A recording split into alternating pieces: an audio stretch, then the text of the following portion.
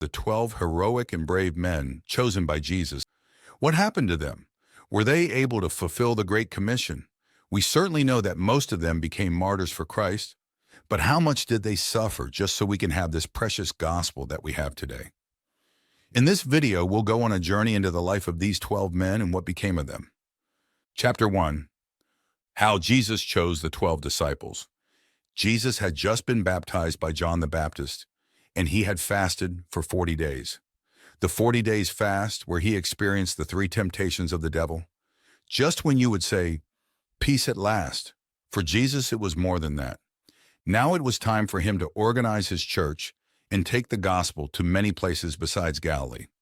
On this particular day, while the crowd was pressing in on Jesus to hear the word of God, he was standing by the lake of Gennesaret, and he saw 2 boats by the lake, but the fishermen had gone out of them and were washing their nets. Getting into one of the boats, which was Simon's, he asked him to move the boat a little from the land, and he sat down and taught the people from the boat. And when he had finished speaking, he said to Simon, "Put out into the deep and let down your nets for a catch." Simon was surprised. All night long, he and his brother Andrew had thrown their nets into the water, trying to catch fish. They had caught nothing. I'm sure Simon even argued a little, just like many of us would have. We could even think, who does he think he is? And right does he have to ask me to let down my net? But now Simon tried once more, as Jesus had told him to. On obeying this instruction, the net got filled up with so many fish that it broke. Simon had to call for help to pull the net back into the ship. Jesus told Simon and his brother Andrew, "Come ye after me, and I will make you to become fishers of men." The 2 brothers left their boat and nets to follow Jesus and learn more about him. This was how Simon Peter and Andrew became followers of Christ. Jesus went up into a mountain and prayed all night. In the morning, he chose and ordained 12 men to be his apostles. They would be with him during his ministry and see the wonderful things he would do. They would be able to bear witness to others that he is the Son of God and our Savior.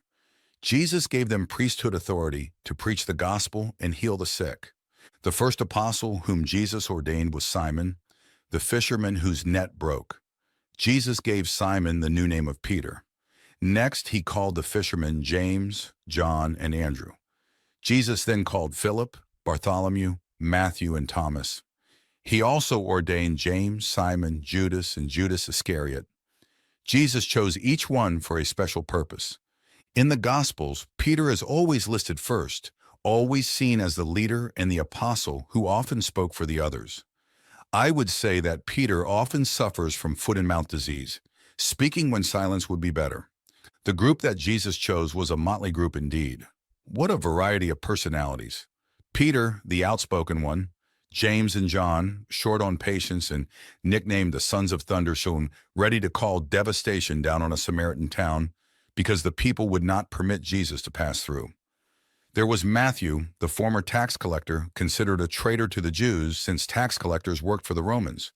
There was Simon the Zealot. Zealots were rebels at heart, hated the Romans, and wanted the Romans thrown out of Palestine. It would have been easy for Simon to dream about having Jesus' power to use against their occupiers. And finally, there was Judas Iscariot, the one who betrayed Jesus. Chapter 2. The disciples with Jesus. Jesus and the disciples had such cordial relationship. They were who you could call the friends of Jesus. Jesus took the 3 years that he had left and impacted these 12 different men. They saw Jesus heal the sick out of compassion. They saw him raise the dead. They saw him turn water to wind. They saw him cast out demons. These, I believe, was to strengthen the heart of the disciples on the possibility that they could do all that they had seen Jesus do. These disciples lived with Jesus and learnt of him. They were Jesus' trusted men to preach the gospel and take the Great Commission to the ends of the earth. It's funny how Jesus would have to trust men to continue the good work he started, or should I say to tell of the good work he made available. Jesus needed men, and it was basically a risk because there was no guarantee that these men whom Jesus had spent time with and charged with this message would hold fast the good news and not just return to their daily occupation after his death. When Jesus would leave, he didn't leave a Bible college. He didn't write a book. What did he leave behind to begin this movement? He left 11 men, and that tells us something. There are many things that cannot be learned from reading a book or searching the internet. If you wanted to teach a child to ride a bike, would you simply present him with a bike and a book and walk away? Wouldn't he rather have you alongside, first demonstrating how to ride, then pointing out the essentials, holding the bike while he gets a feel for balance, running along beside him, holding onto the seat, picking him up when he falls off, and encouraging him to have another go? Jesus influenced the disciples by doing life with them. In that way, they picked up his beliefs, his values, his priorities, his methods, his thinking, his heart, his skills, everything. Luke chapter 11, verse 1. One day Jesus was praying in a certain place. When he had finished, one of his disciples said to him, "Lord, teach us to pray, just as John taught his disciples." The disciples were even allowed to watch Jesus pray. Something about the way he prayed made them want what he had. Maybe they saw his joy at being in his Father's presence. Maybe they saw how he came away from prayer at peace. Whatever it was as a result of watching him pray, listening to him pray, that one of them asked him to teach them to pray. Just before Jesus departed from the earth after his death, he charged with the Great Commission. The commission is found in Matthew chapter 28, verse 18, 20. Jesus came and spoke to them, saying, "All authority has been given to me in heaven and on earth. Go therefore and make disciples of all the nations, baptizing them in the name of the Father, and of the Son, and of the Holy Spirit, teaching them to observe all things that I have commanded you. And lo, I am with you always, even to the end of the age." Were the disciples able to fulfill the Great Commission, or did they go back to their various occupation? We'll see. Chapter 3. The Disciples. After the death and resurrection of Christ, despite Jesus having told his disciples severally of the need to die, his death came as a huge blow for all his disciples. Unexpected and certainly unwanted. They had thought they would reign with Jesus when he finally becomes king. They had no idea that he was on that journey into making a reality of the fact that he is the king over all kings. Jesus would then appear to the disciples after his death and teach them the gospel again for 40 days. These 40 days marked a remarkable moment, both in history and in the life of the disciples. The 12 disciples, apostles of Jesus, were the foundation stones of his church. Several even wrote portions of the Bible. In Revelation 21:14, we are told that the 12 foundations of the wall of the New Jerusalem will have in them the names of the 12 disciples, apostles. It is evident, therefore, that God attaches great importance to these 12 men. After the crucifixion and resurrection of Jesus Christ, the apostles played a pivotal role in the early spread of Christianity. Their unwavering dedication and profound faith laid the foundation for the global impact of the Christian faith. The post-resurrection period marked a significant shift in the apostles' mission, as they transitioned from being disciples of Jesus to becoming the primary messengers of his teachings. This transformation set in motion a series of extraordinary events that shaped the course of religious history. The apostles, who had witnessed the miracles and teachings of Jesus during his earthly ministry, were entrusted with the crucial task of carrying forth his message to the world. Their experiences with Jesus, including his crucifixion and resurrection, fueled their passion to share the transformative power of his life and teachings.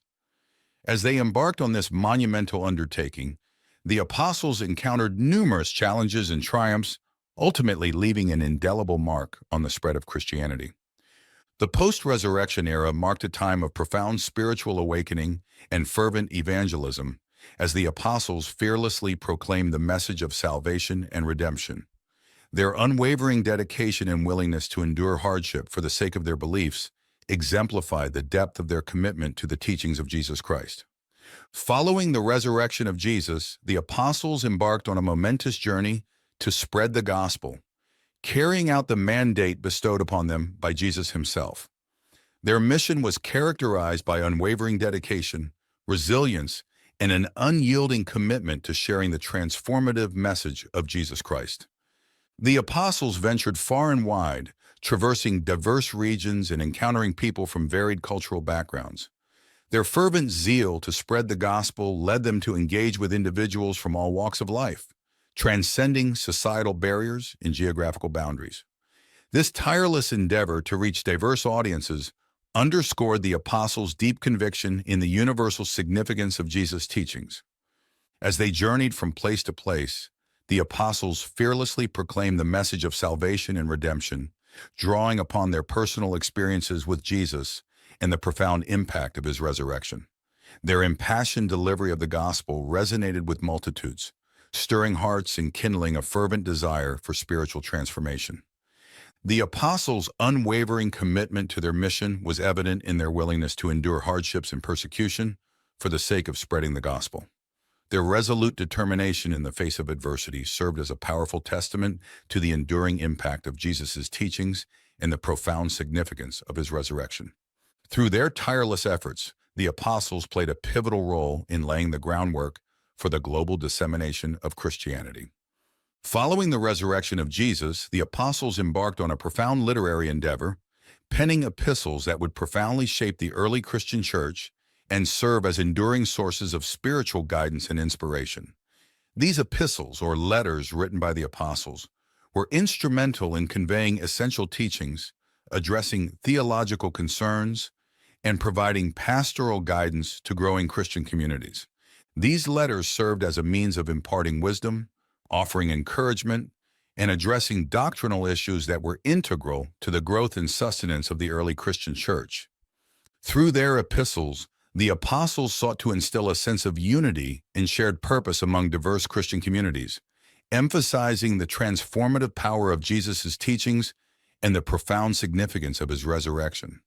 Their letters provided invaluable guidance on matters of faith, morality, and communal living, offering enduring principles that continue to resonate with believers to this day.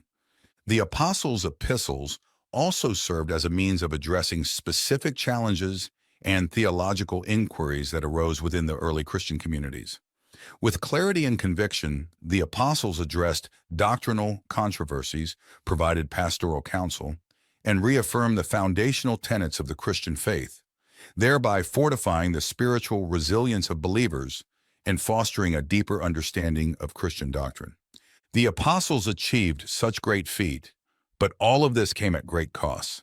Following the resurrection of Jesus, the apostles faced formidable challenges and relentless persecution as they fearlessly propagated the gospel and upheld their unwavering commitment to the teachings of Jesus Christ.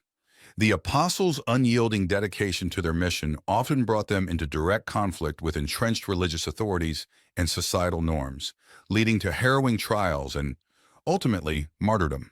The apostles' steadfast resolve in the face of persecution serves as a testament to the depth of their faith and the enduring impact of Jesus' resurrection. Despite facing grave threats and enduring severe hardships, the apostles remained resolute in their commitment to spreading the transformative message of Jesus Christ. Their unwavering courage in the face of adversity exemplifies the profound influence of their encounters with Jesus and the indelible mark left by his resurrection. The martyrdom of the apostles stands as a poignant testament to their unwavering commitment to their beliefs, even in the face of imminent peril. Their willingness to endure persecution and sacrifice their lives for the sake of their faith underscores the profound impact of Jesus' teachings and the enduring legacy of his resurrection.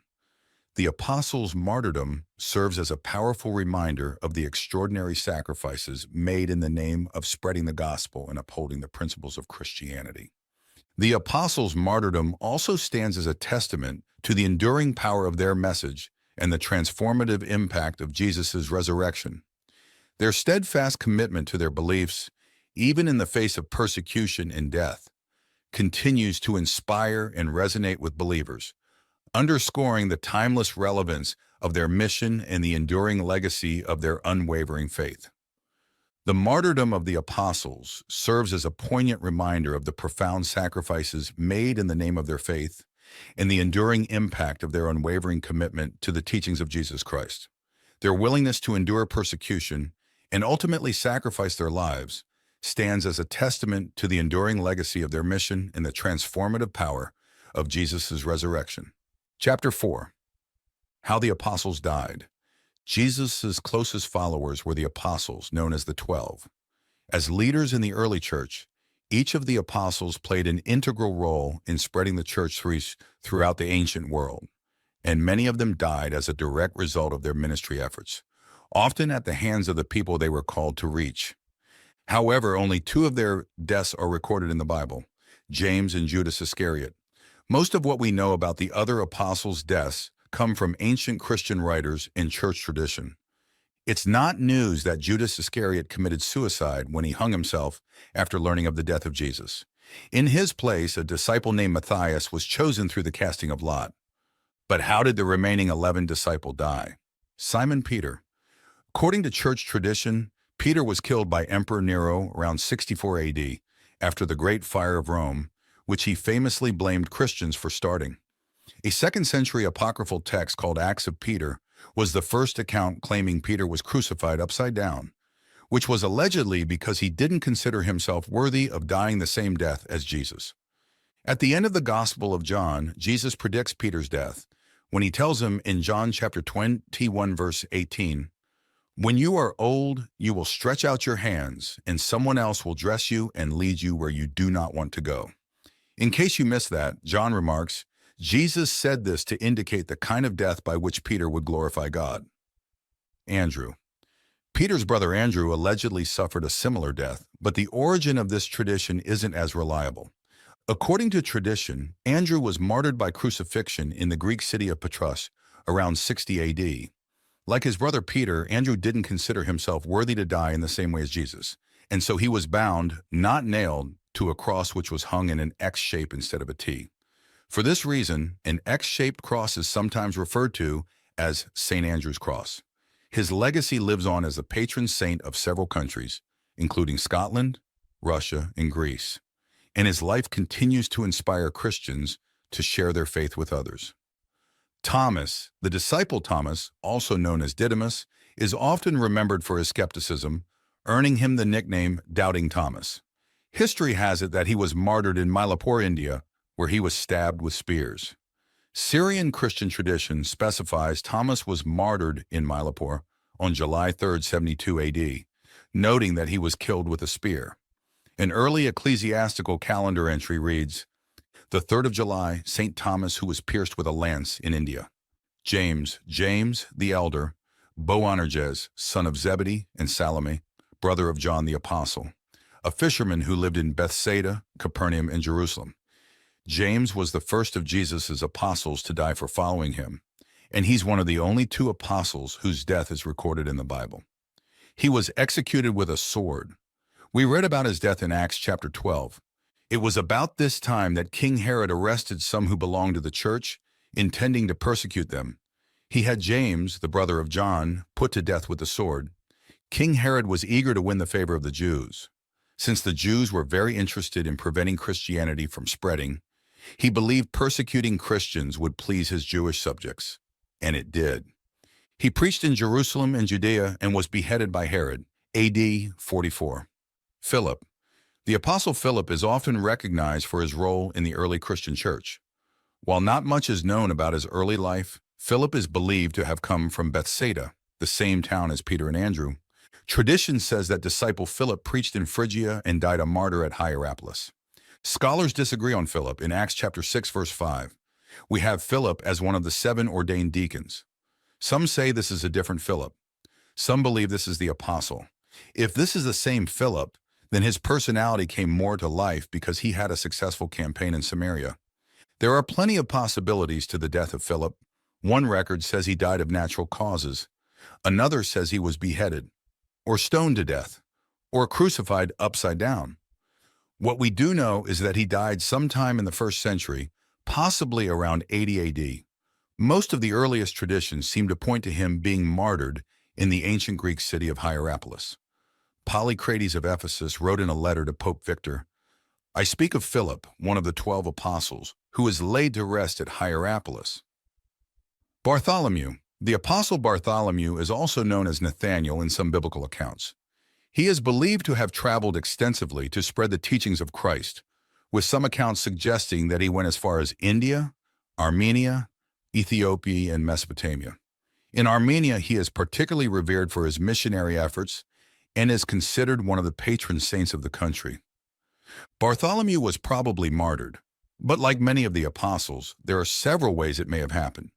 The most popular and prolific tradition is that he was flayed and then beheaded, which is why most art portraying him either shows him holding or wearing his skin, or associates him with flaying knives. Fox's Book of Martyrs claims that in India, he was at length cruelly beaten and then crucified by the impatient idolaters. Either ways, we know that he probably also suffered martyrdom. James. James, son of Alphaeus, is only mentioned twice in the Bible and was one of the most obscure apostles. But James the Just was an important leader in the early church. Church tradition claims they're the same James, but modern scholars disagree. Tradition tells us that James the Just was pushed from the pinnacle of a temple he was preaching at, and then beaten with a fuller's club and stoned to death. In art, James, son of Alphaeus, is typically portrayed with a fuller's club, reflecting the church's assumption that he was the same person as James the Just. Matthew. In the minds of many honest Jewish men, these tax collectors were regarded as criminals. In New Testament times, they were classified with harlots, Gentiles, and sinners. Tax collectors had been known to assess duty payable at impossible sums and then offered to lend the money to travelers at a high rate of interest. Such was Matthew. Yet Jesus chose a man all men hated and made him one of his men. The early church fathers said he was burned, stoned, stabbed, or beheaded. In John Fox's famous Book of Martyrs, which rounded up the most popular traditions known in the 16th century, the entry for Matthew states, "The scene of his labors was Parthia and Ethiopia, in which latter country he suffered martyrdom, being slain with a halberd in the city of Nadaba, AD 60. Jude. It's traditionally believed that Jude was martyred in Syria on his missionary journey with Simon the Zealot, but it's unclear how reliable this tradition is because it comes from the account found in Acts of Simon and Jude, a questionable text full of legendary stories. According to the Golden Legend, Simon and Jude command demons to come out of idols and destroy their own images. Then the religious leaders killed Simon and Jude, and when the bishops saw this, they ran upon the apostles and hewed them to death anon. And that same hour, which was right fair weather, came so great thunder and lightning that the temple was smitten in three, and the two enchanters were turned into coals by the stroke of thunder. And the king bare the bodies of the apostles into his city, and did do make a church of marvelous greatness in the honor of them. John. John is traditionally regarded as the only apostle to die of old age. Some accounts suggest a couple others died of natural causes as well, but John's tradition is the most firmly established. Before Jesus died, he entrusted his mother Mary to the beloved disciple in John chapter 19, verse 26-27, who is most widely believed to be John. When Mary died, John allegedly went to Ephesus, where he wrote his 3 epistles. From there, he was exiled to the island of Patmos for preaching the gospel, where he received the revelation from Christ and wrote the book of Revelation. Eventually, he made it back to Ephesus and died an ordinary death sometime after 98 AD. Simon the Zealot. The New Testament gives us practically nothing on him personally, except that it says he was a zealot. The Zealots were fanatical Jewish nationalists who had heroic disregard for the suffering involved and the struggle for what they regarded as the purity of their faith. There are numerous accounts of Simon the Zealot's death, but the earliest records didn't come until centuries after his death. Like many of the apostles, it's hard to conclude exactly which tradition can be trusted. Moses of Cyrene wrote that Simon the Zealot was martyred in the kingdom of Iberia. Asterisk, the Golden Legend says he was martyred in Persia in 65 AD. Asterisk, Ethiopian Christians believe he was crucified in Samaria. Dear believers, the apostles lived for God. They spent and were spent for God. Now it's our turn. What would be said of us? This is a call to examine yourself. Are you a true disciple of Christ? What would be said about you after your time here? Can you truly live and die for Christ? May God help us.